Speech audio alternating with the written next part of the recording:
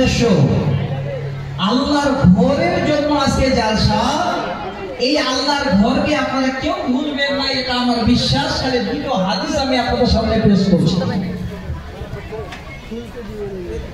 एक चाबी किसी की गुम हो गई है, वो चाबी स्टेज में है, अगर किसी की चाबी गुम हुई हो तो आकर के यहाँ ले सकते हैं। তো ভাই সকল, এবার যে জায়গাটা আপনাদের শোনাচ্ছিলাম সহিহ বুখারী মুসলিমের হাদিস, আল্লাহর নবী এবার আগে চেতন পাবেন, হুঁশ আসবে তো দেখছেন হযরতে মুসা আলাইহিস সালাম আল্লাহর আরশের পায়া ধরে দাঁড়িয়ে আছেন। তিনি আল্লাহকে দেখতে গিয়ে তুর পাহাড়ে হয়তো জ্ঞান হারিয়েছিলেন, তার কারণে আল্লাহ আর ওনার জ্ঞান হারাননি। আল্লাহ রাসূলের জন্য বলছেন, কোন নবীকে কোন নবীর উপরে প্রাধান্য দিও না।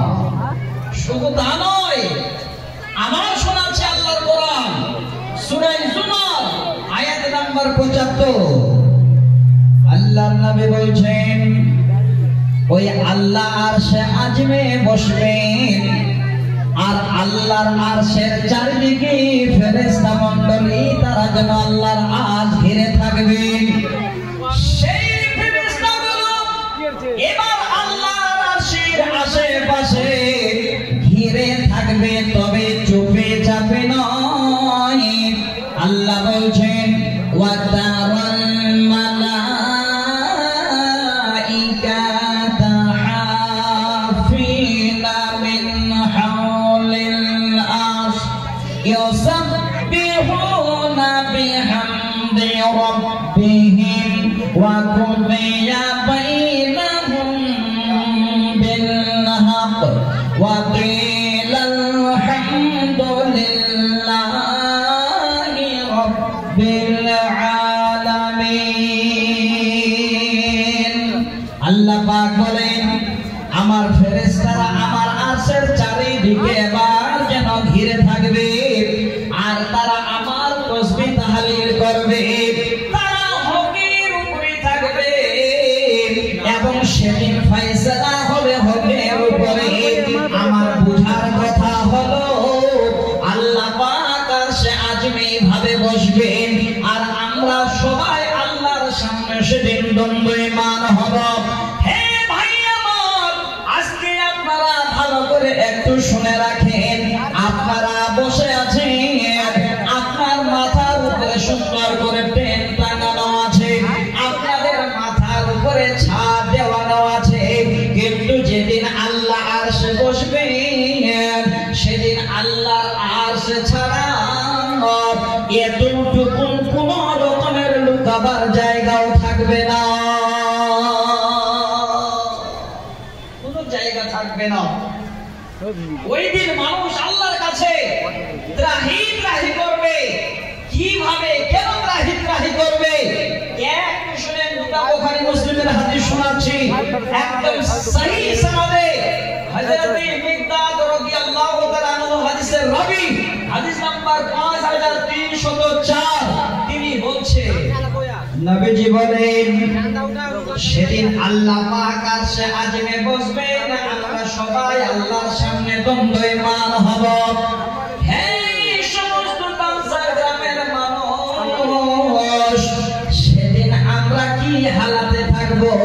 তুদুনা শামসু ইয়াউমাল কিয়ামাতি মিনাল খালকি হাত্তা তাকুনা মিনহুম কামিদারাল মেল। আল্লাহ নবী বলেন, হযরত মিকদাদ হাদিসের রাবী, হে পৃথিবীর উম্মতেরা, আল্লাহ আরশে আছেন, আর আমরা আল্লাহর সামনে দণ্ডায়মান হব। সেদিন আমাদের মাথার উপরে সূর্যখানা এত উপরে রয়েছে, এত উপরে আর থাকবে না, আমাদের মাথার কাছে সূর্য নেমে আসবে।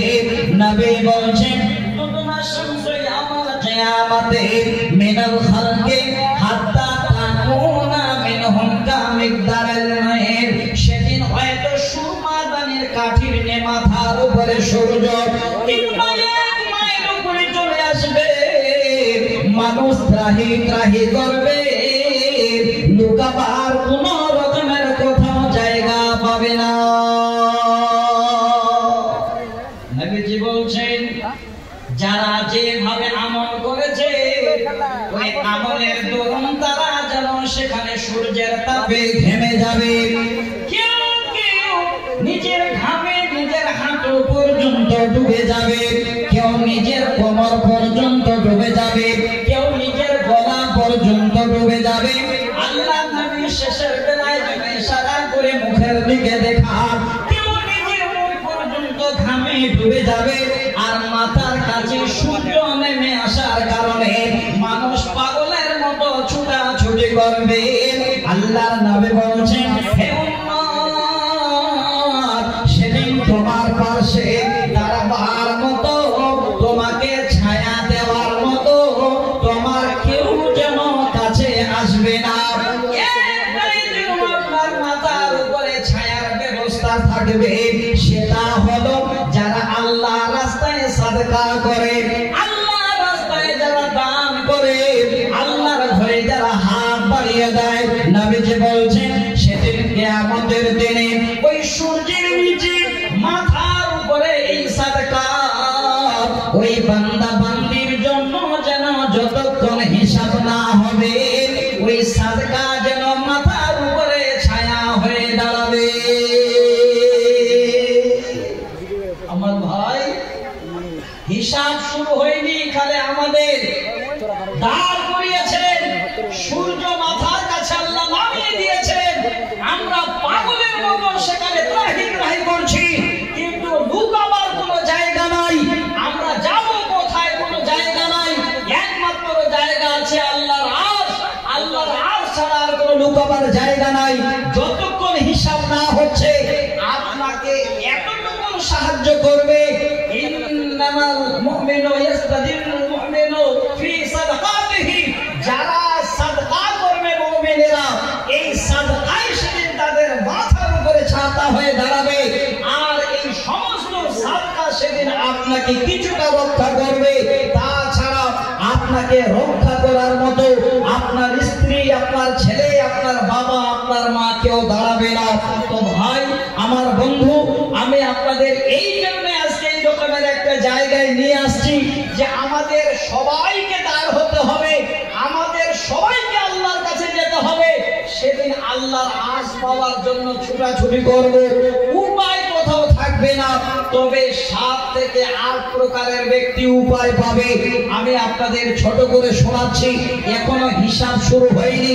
তবে ভাই আমার বাপ একজন যুবক বন্ধু আমার, আমি দেখলাম আমার হাতে এতক্ষণ ধরে কথা শুনে উনি 3000 টাকা নিয়ে আমার হাতে ধরিয়ে দিয়ে উনি দাঁড়িয়ে আছেন। তার মানে উনি বুঝাতে চাচ্ছেন, মাওলানা আরো কিছু বলুন, আমি আপনার ডাকে সাড়া দেব। আল্লাহ কিয়ামতের দিনে যেন ওই ছায়া অবশ্যই আমি পাই, এই রকমের একটা আশা নিয়ে আমি আপনার কাছে এসেছি। আমার ভাইকে একটু অনুরোধ করব, ভাই সবাইকে আমাদের আল্লাহর কাছে দণ্ডায়মান হতে হবে, হিসাব আমাদের হবে। আল্লাহ বলছেন ওয়াহুম লা ইউযলামুন, আর উপরে আমি অন্যায় করব না। তো ভাই সেদিন আপনার সাদকা, সেদিন আপনার এই মসজিদের দান যেন আপনার মাথার উপরে ছাতা হয়ে দাঁড়ায়। হিসাব না হওয়া পর্যন্ত আপনার সাদকা যেন আপনাকে সেই গরমি থেকে, সূর্যের তাপ থেকে বাঁচায়। ভাই যান 3000 টাকা কম পেতে কত দিলেন? 2000, 5000, ভাই যান 5000, প্রথমে 5000 টাকা দিলেন না ভাই। সেই একদম 250 কিলোমিটার দূর থেকে এসেছি আমি তো কমপক্ষে প্রথমে চাইতাম 50,000 টাকা, কারণ এই মসজিদের প্রায় খরচ আছে 20 লাখ টাকা। এত বড় মসজিদ আপনাদের এই অঞ্চলে মনে হয় নাই, এত বড় মসজিদ বানিয়েছে। তো ভাই 5000 টাকা নয়, আমি আল্লাহকে বিশ্বাস রেখে বলছি, সমস্ত বুখারী মুসলিমের হাদিস শোনাবো আপনাদের, যেন কিয়ামতের দিনে এই সাদকা আপনার মাথার উপরে ছায়া হয়ে দাঁড়ায়। প্রথমে আমার হাতে আপনি 10,000 টাকা সমস্ত পরিবারের জন্য দেন, আর 5000 টাকা মালের না হলে লিখে দিন। আমার ভাই অবশ্যই দিতে পারবে। এই রকমের একটা চেহারা নিয়ে 10,000 টাকা দেবে, মসজিদে কি হয়? ভয় পাবে ইনশাআল্লাহ, আমার বিশ্বাস। আসেন মুসাফা করি, আসেন মুসাফা করি ভাই, আসেন একটু হাতটা বাড়ান তাড়াতাড়ি। আলহামদুলিল্লাহ হয়ে যাবে, হয়ে যাবে। আপনি বলার আগে আলহামদুলিল্লাহ পড়ে নিয়েছেন। আমি আপনাদের আল্লাহর কসম বলছি, যদি তাড়াহুড়া না হতো আপনাদের মনের ভিতরে কাঁপুনি উঠে যেত যে আল্লাহ সেদিন তোমার আরশের সামনে আমরা কি জবাব দেব। আল্লাহ তুমি তো সব বের করে দেবে। এইদিকে সূর্য মাথার কাছে নেমে আসবে, আমাদের গায়ে কোনো জামা কাপড় সেদিন থাকবে না। আল্লাহ আশ্রয় পাবো কোথায়? একটাই জায়গা, আপনার সাদকা আশ্রয়ের জায়গা হবে। তো আমার ভাই প্রথমে আমার হাতে 10,000 টাকা ইনশাআল্লাহ আমার ভাইয়ের নামে আমি দোয়া করছি, হয়ে যাবে ইনশাআল্লাহ। ভাইয়ের নামটা 5,000 টাকা লিখেন আপনারা। না ভাই মেরে দেন, মেরে দেন।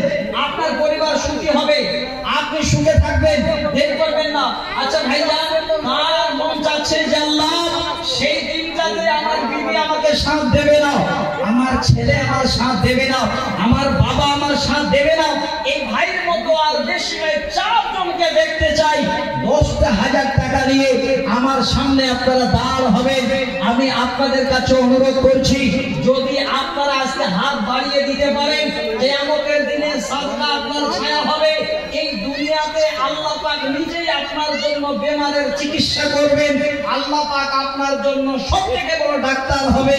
আমি হাদিসের শব্দ বলেছিলাম, একদম সহিহ সনদে আবু দাউদে হাদিসটা আছে, মুসনাদ আহমদে হাদিসটা আছে, হাদিস নাম্বার 3335। বলেছিলাম দাউ মারদাতুম বিসাদাকা। এই হাদিসটা আমি আপনাদের সামনে শোনাবো।